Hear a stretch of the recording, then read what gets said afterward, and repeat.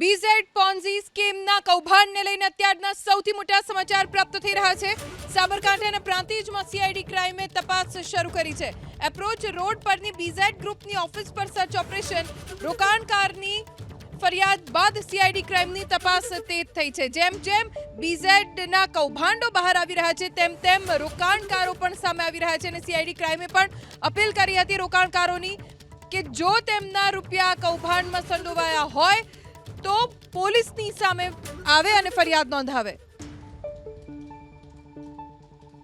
BZ Ponzi સ્કીમના કૌભાંડને લઈને અત્યારના સૌથી મોટા સમાચાર પ્રાપ્ત થઈ રહ્યા છે। સાબરકાંઠાના પ્રાંતિજમાં સીઆઈડી ક્રાઇમે તપાસ શરૂ કરી છે।